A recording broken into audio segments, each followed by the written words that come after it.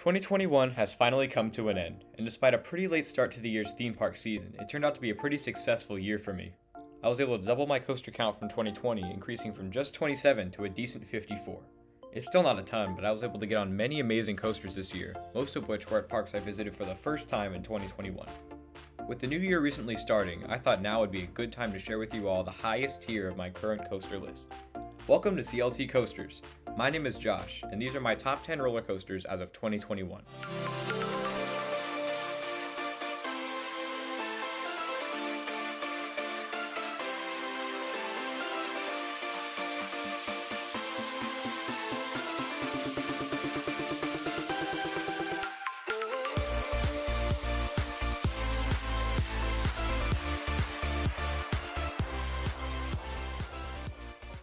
Kicking off the list at number 10 is Intimidator at Carowinds. This B&M hypercoaster was my first roller coaster over 200 feet, and ever since that first ride, I've been a big fan. Riding in the back row, you get absolutely yanked over that 211-foot first drop, giving you some awesome floater airtime all the way down. Each of the ride's 3 camelbacks also delivers some extremely sustained floater airtime. In the back anyway, the front doesn't really do much. Even with those giant camelbacks, my favorite moment on Intimidator might just be the drop off the mid-course brakes. It may be small, but the airtime you get coming off it is borderline ejector, which really stands out on a ride defined by graceful floater. I know a lot of people like to hate on this ride because of the trims, and while it's obviously better with them turned off, the airtime is still good enough for me to forgive them when they're on. Intimidator is really a great ride, but it's not my favorite B&M Hyper. That title goes to my number 9 coaster, Candymonium at Hershey Park. Its larger cousin down at Carowinds may be taller and longer, but the sweetest coaster on earth packs a stronger layout that ultimately boosted ahead of Intimidator for me. The first drop is as fun as it is floaty, and the first camelback has the best and most sustained moment of floater airtime I've experienced so far. The second camelback and speed hill are great moments as well. After an airtime-filled start, Candymonium's second half focuses more on originality, containing an upward helix into an outer banked hill, and finishing with that beautiful helix around the park's iconic Kisses fountain. Overall, Candymonium is just pure fun, and I can't wait to ride it again when I return to Hershey Park. Coming in at the number 8 spot is an old favorite of mine, Copperhead Strike at Carowinds. This mock multi-launch coaster was my number 1 coaster for 2 years, and while it's no longer at that top spot, it's still a fantastic ride that's loaded with variety. The 2 launches may be nothing special, but that slow speed results in some outstanding hang time on the ride's 5 inversions.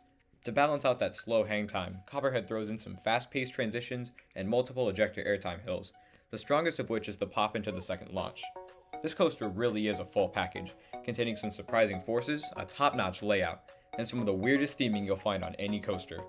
I love having a ride like Copperhead Strike so close to home, and it's a perfect fit in Carowinds' lineup.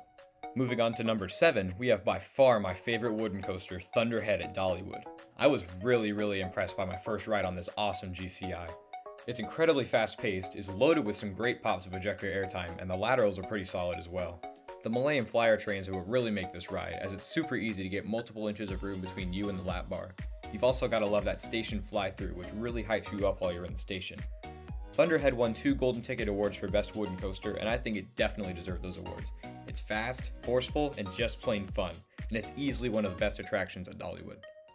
At number 6, we have a coaster that just recently moved up in my rankings, Afterburn at Carowinds. This ride is only here because of how fast it ran during this past Winterfest, but even before the holidays, this was always an awesome coaster. Each of Afterburn's 6 inversions deliver with some strong whip and positive G-forces. The Batwing in particular can pull just shy of 5 Gs. The layout may be short, at just under 3,000 feet, but every element pops in a great way, and it's my favorite inverted coaster from B&M. To top it off, the fighter jet theming fits Afterburn perfectly. It really feels like you're ripping through the sky like Tom Cruise. If it slows down in 2022, I'll move it back down, but for now, Afterburn is solidly inside my top 10. Number 5 is one of the most underrated roller coasters I've ridden so far, the Incredible Hulk coaster at Universal's Islands of Adventure. You might be thinking, now Josh, why is there a B&M looper in your top 5? Well, Hulk isn't your typical B&M looper. For starters, it has a launch, which is really punchy and really sets the tone for the whole ride. That first 0G roll is just incredible. It feels like a mini Mosasaurus roll from a certain coaster you'll see later on this list. The whole first half is super intense and is equally as picturesque over the water. The second half stays lower to the ground, with some quick transitions, a few more inversions, and even a pop of airtime or 2. Both combine to create a fantastically forceful ride, which is made even better by its awesome onboard soundtrack. I went in expecting Hulk to be a pretty solid ride, but nothing too special. Now, I'm a firm believer that it's a top tier B&M, and I'm super excited to get back on it in 2022. Now we're really getting into elite territory, starting at the number 4 spot with Skyrush at Hershey Park. The best word to describe this Intamin winged hypercoaster is vicious.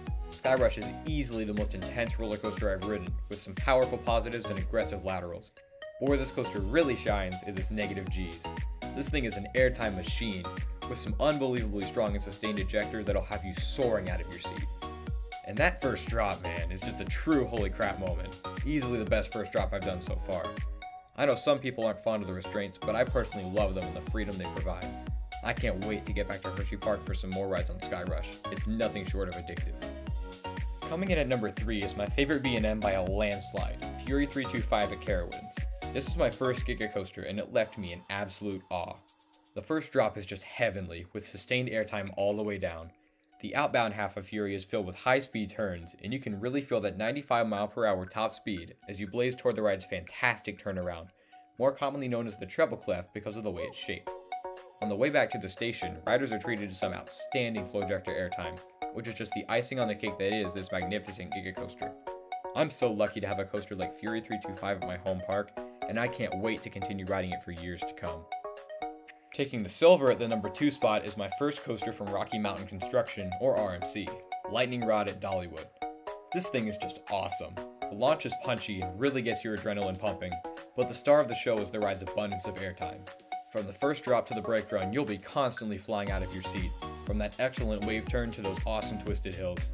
And that quad down is just everything. Some of the most aggressive moments of airtime I've experienced, especially in the back row. It may be short, but Lightning Rod's pacing makes it all worth it. It rips through that course, even after they slowed the trains down. This is such a fantastic roller coaster, and I'm really looking forward to experiencing more of RMC's creations.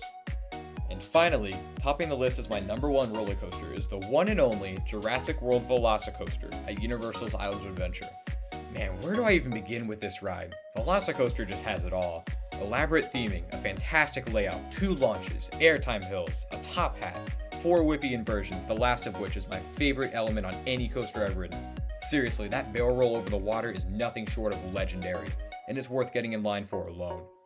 Intamin and Universal absolutely knocked it out of the park with Velocicoaster. It's everything you could ever want from a roller coaster and then some. It's my number 1 coaster for a reason, and it's really not close. So there you have it, my top 10 roller coasters at the end of the 2021 season. With all of the new coasters I'll ride in 2022 and beyond, I'll continue to update this list each year, and it'll eventually grow from this top 10 into a much larger list. If there's anything you agreed with or disagreed with on this list, whether it's a claim I made or a placement of a ride, be sure to let me know in the comments below. I'm interested in seeing how my opinions compare to yours. If you enjoyed this video, be sure to give it a like and consider subscribing to the channel if you haven't already. Also, be sure to check out CLT Coasters on Instagram. The link is down in the description below. Thank you all so much for watching, and I hope you have a fantastic day. Take care, everybody, and Happy New Year.